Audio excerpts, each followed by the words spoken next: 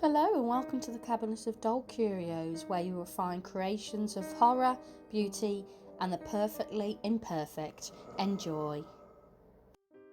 I start by making the head out of aluminium foil, that way it uses far less clay as you only need to cover the outside. Forgive the lighting on this one at the beginning, but I was on the sofa watching a film and not in my usual studio with the better lighting. It gets better though, honest.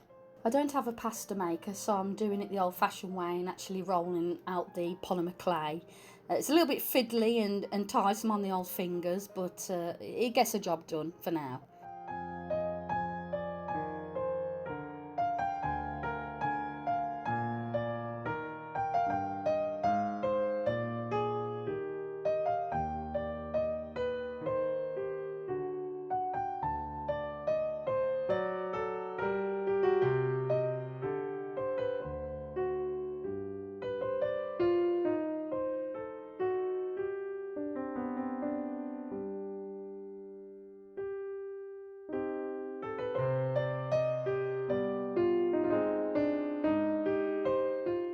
I make the ventriloquist jaw separately just so it's easier to paint. And no, I'm not basing this on Peter Griffin's chin from Family Guy. You'll see it change a little bit in a moment.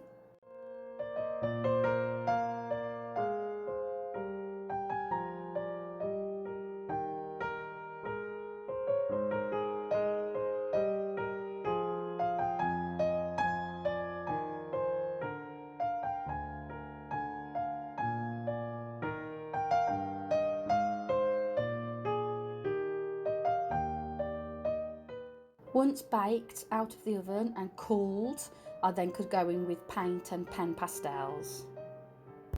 I did spray it first using one layer of Mr. Super Clear just to give it that extra grip for the pastels.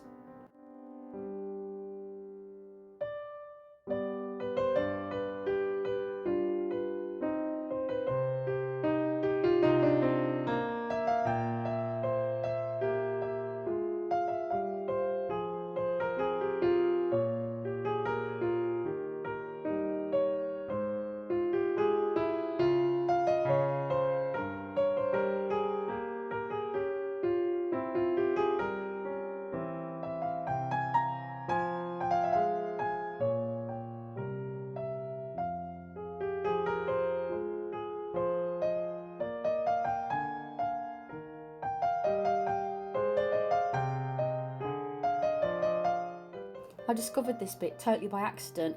If you use the Derwent Inktense watercolour pencils, any brand may do, I'm not sure, but that's the one that I use, and then go over it in my white Panpastels, it almost feels as though it fills in the gaps and makes it a lot more white, as you'll see here.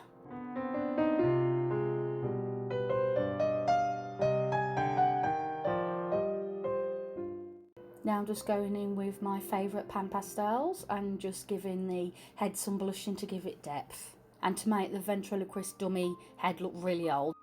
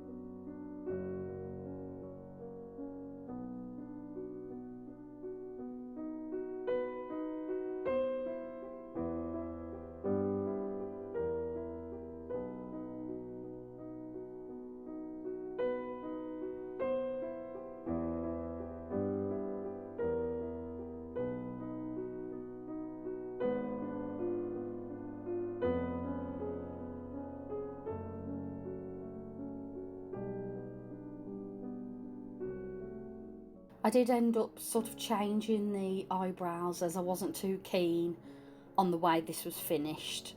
I did it a lot more blocky and less feathery.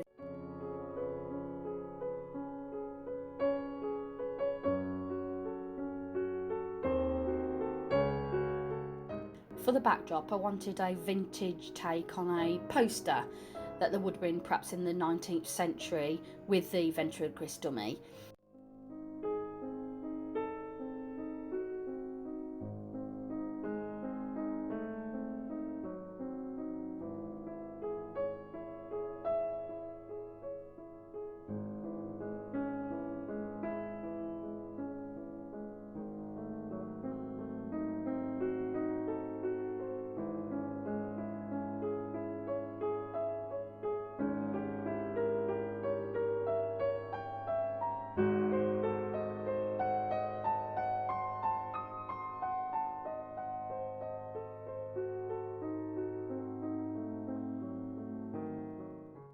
I'm just cutting a hole here because that's where the head is going to be attached to the back of the frame, just to give it that little bit more stability.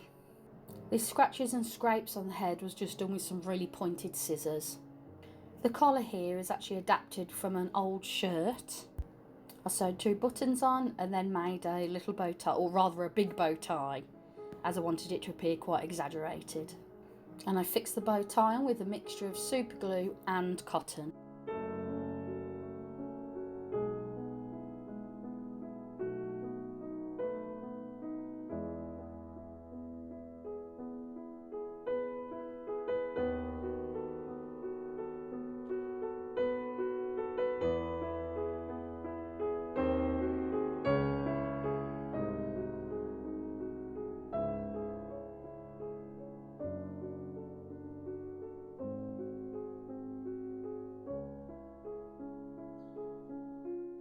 Now I'm getting some really watered down paint and making the bow tie look really old.